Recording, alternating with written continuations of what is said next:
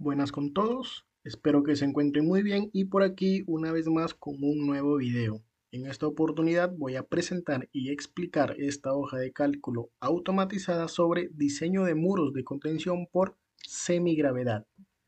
Recuerden que mis hojas de cálculo automatizadas son de mi autoría y lo que busco en cada hoja de cálculo automatizada que realizo es que ustedes coloquen el menor número de datos posibles para que obtengan un resultado final. Para quienes quieran adquirir esta hoja de cálculo automatizada, voy a dejar la información en la descripción del video. Y para quienes lo adquieran, las únicas celdas en las que ustedes van a digitar algún valor son en las celdas que están de color verde, que básicamente son estas cuatro.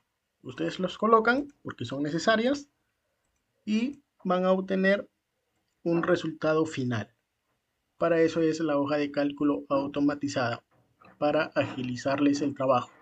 Bien, aclarado ese punto, ahora, como siempre, ya saben, este es mi canal. Si no están suscritos y les gusta mi contenido, suscríbanse, es gratis, me ayudaría muchísimo y así yo puedo seguir subiendo más contenido. Como pueden observar, tengo ya diferentes tipos de videos de diferentes tipos de temas. Si les interesa alguno, vayan a verlo. No ahorita, sino después que hayan visto este video. Y como pueden ver, tengo el video de diseño de muros de contención, pero en este caso es de gravedad. Entonces, dicho esto, vamos a lo que vinimos.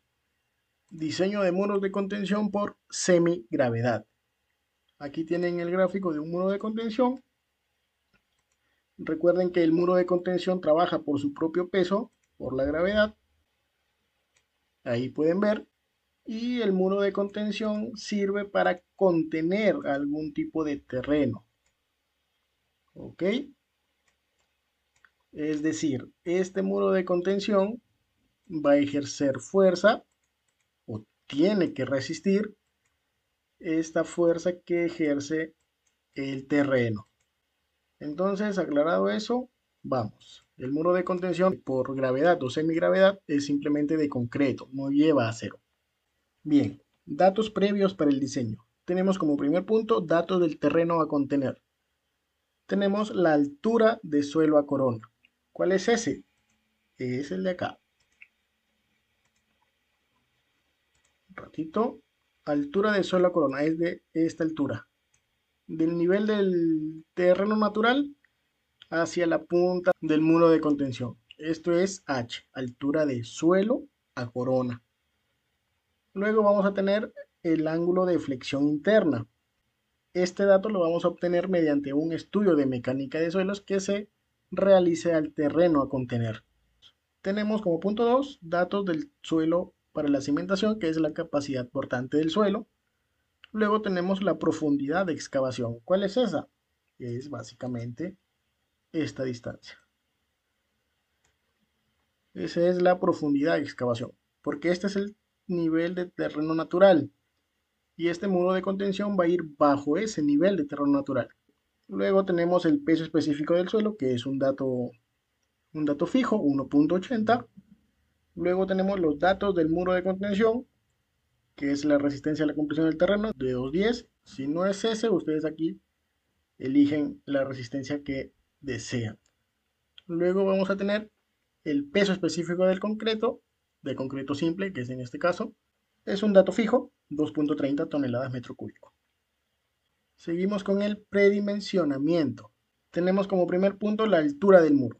¿Cuál es la altura del muro? La altura del muro básicamente es la altura total del muro. ¿Cómo se halla? Aquí está la fórmula. Es la profundidad de excavación más la altura de suelo a corona. Esos datos ya los tenemos acá. Profundidad de excavación y altura de suelo a corona.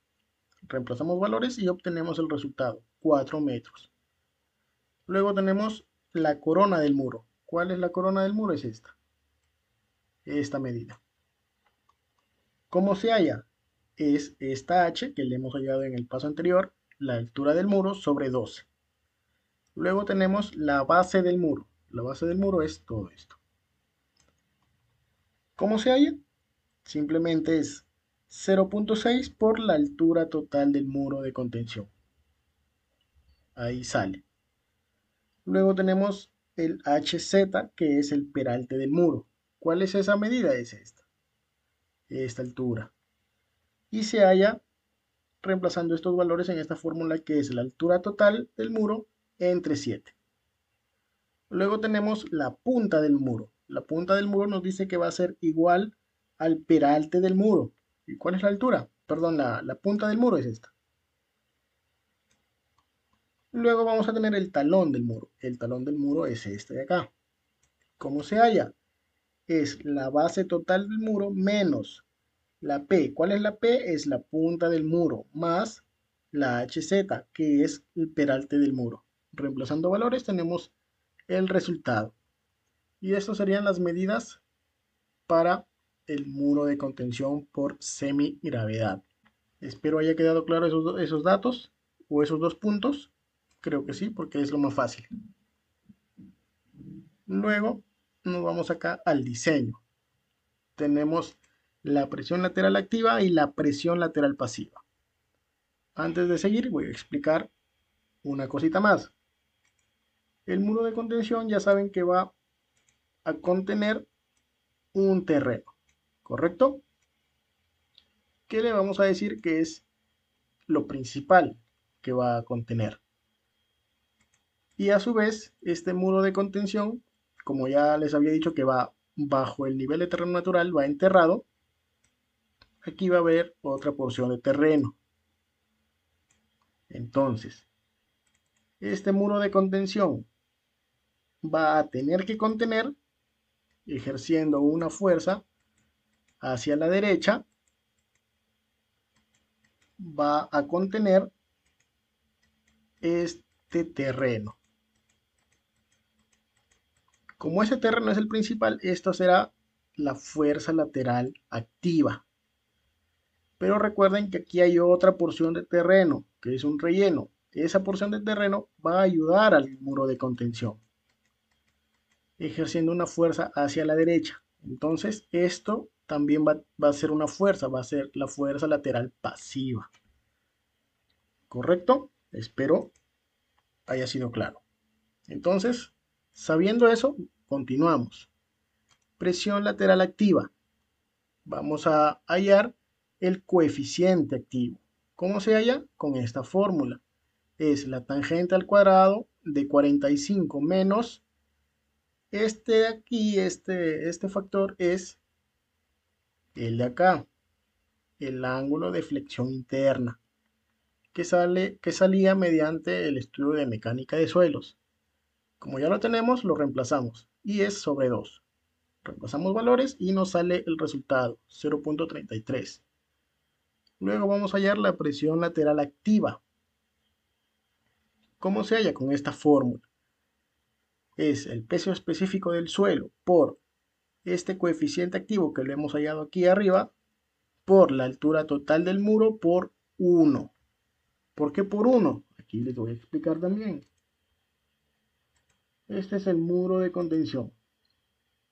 El muro de contención puede tener de largo hasta 100 metros si quieren. 100, 150, el que ustedes deseen. Pero el análisis siempre va a ser para 1 metro. Por eso es que se multiplica por 1 metro. ¿Ok? 1 metro. Por eso se multiplica por 1 metro. Seguimos. Bien, entonces reemplazamos valores en esta fórmula y vamos a obtener la presión lateral activa. Luego vamos a hallar la fuerza activa. ¿Cómo se halla? Es la presión lateral activa por la altura total del muro sobre 2. Y listo, ahí tenemos los tres valores. Luego vamos a hallar la presión lateral pasiva, que es básicamente las fórmulas se van a aparecer, simplemente que van a cambiar aquí, por ejemplo, para el coeficiente pasivo, lo único que va a cambiar es el signo. Es tangente al cuadrado de 45 más este ángulo que estaba acá, este ángulo de flexión interna, sobre 2. Reemplazamos los valores y obtenemos 3 como coeficiente pasivo. Luego vamos a hallar la presión lateral pasiva, que se halla con esta fórmula. Es el peso específico del suelo por el Kp, que es el de aquí, por Hz, que era el de aquí, el peralte del muro, por 1. Ya saben por qué es por 1. Luego vamos a hallar la fuerza pasiva. La fuerza pasiva se halla con la presión lateral pasiva por el peralte del muro sobre 2. Y listo, ahí tenemos los tres valores. Ya hemos hallado la presión lateral activa y la presión lateral pasiva.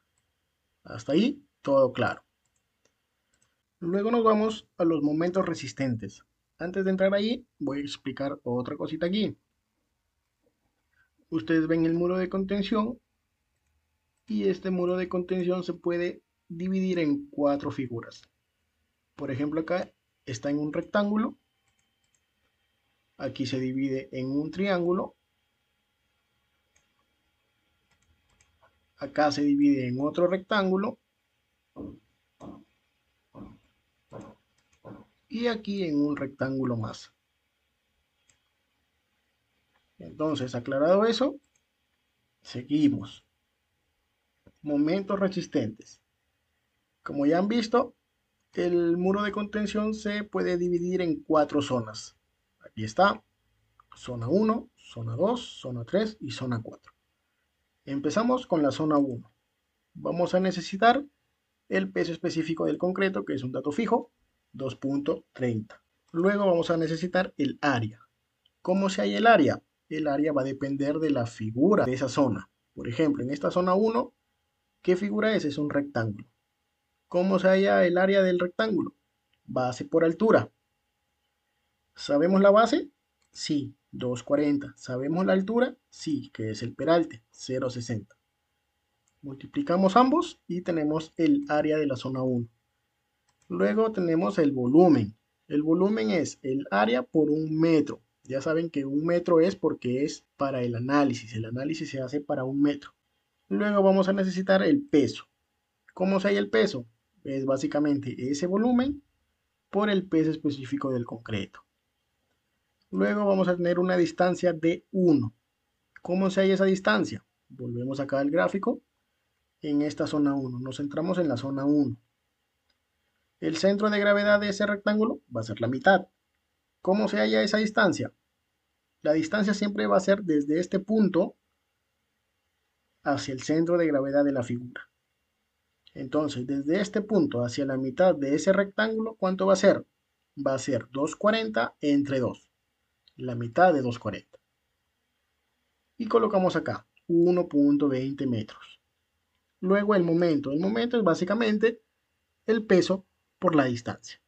Ahí está. Zona 1 realizada. Luego nos vamos a la zona 2.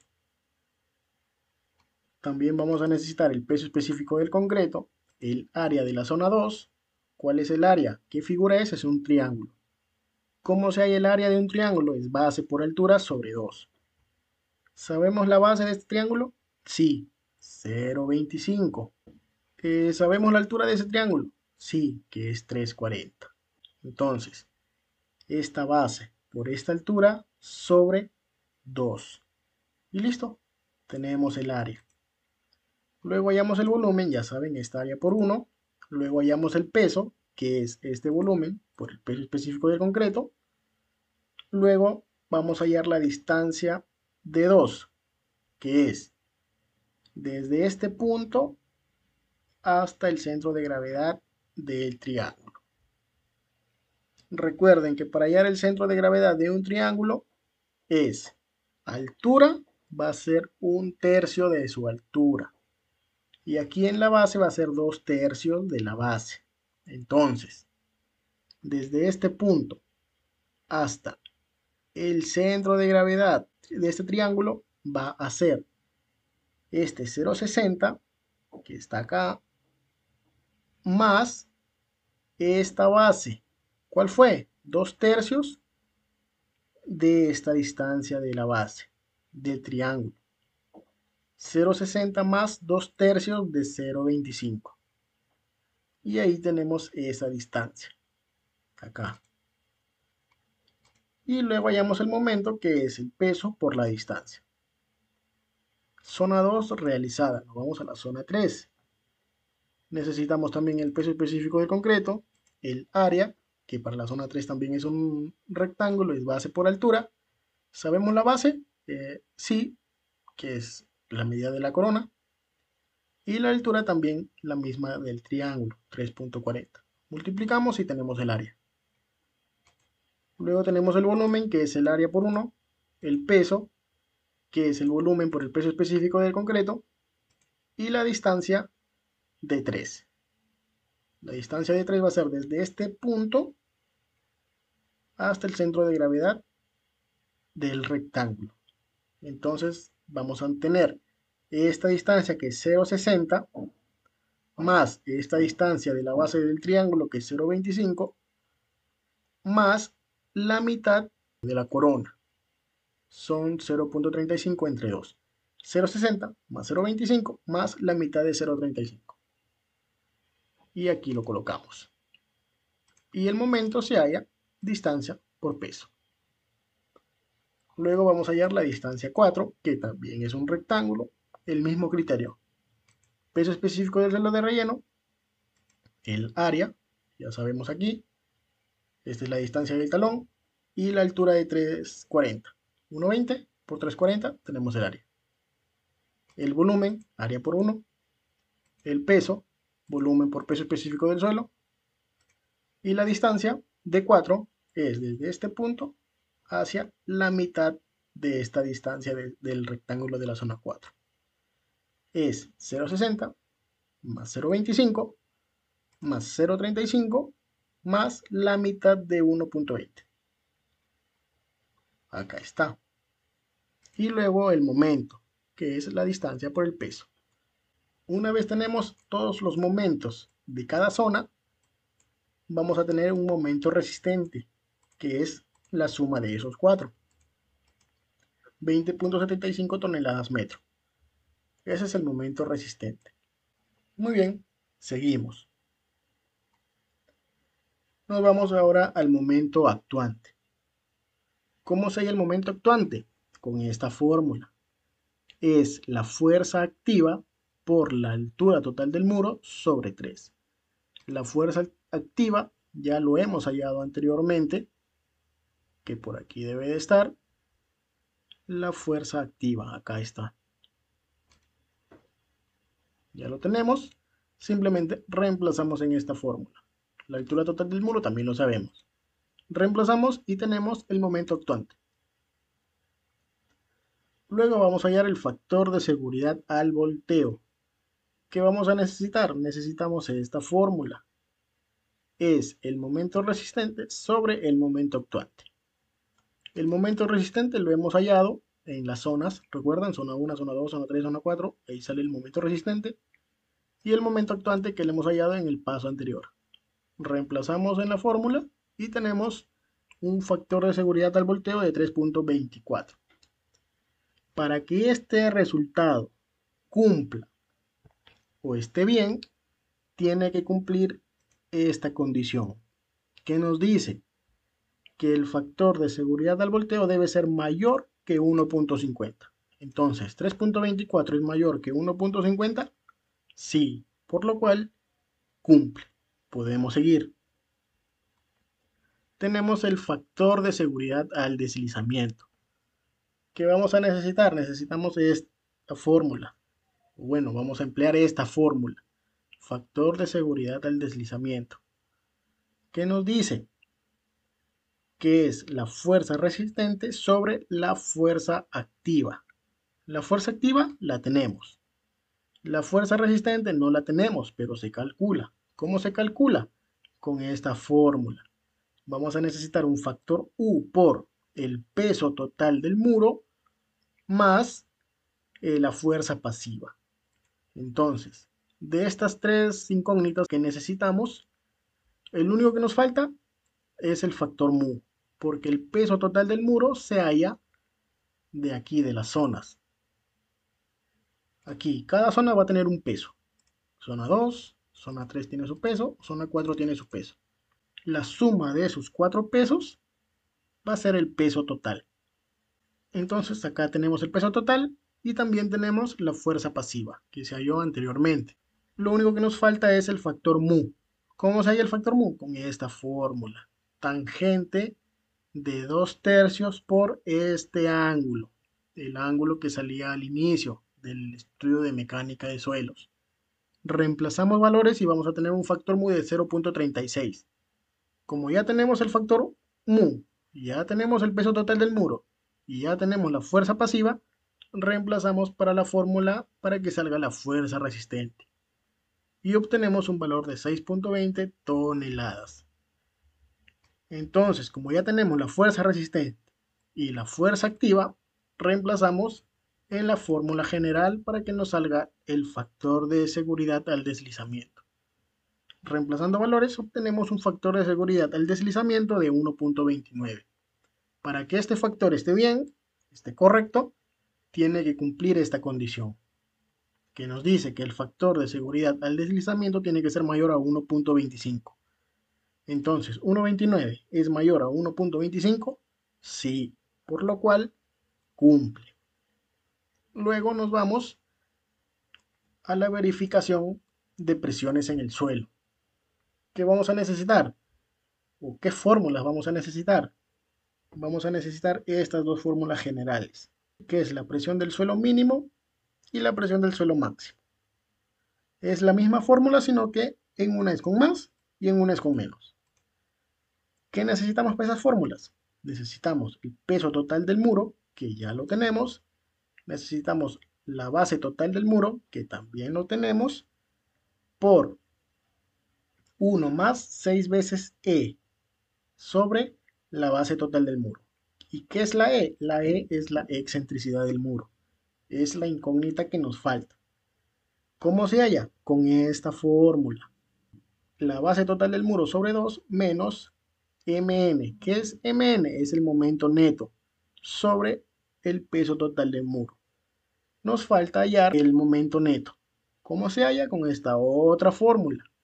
Es el momento resistente menos el momento actuante. Estos dos incógnitas, estos dos valores ya lo hemos hallado anteriormente. Simplemente reemplazamos y obtenemos un momento neto de 14.35 toneladas metro. Como ya tenemos el momento neto, lo podemos reemplazar en la fórmula para hallar la excentricidad.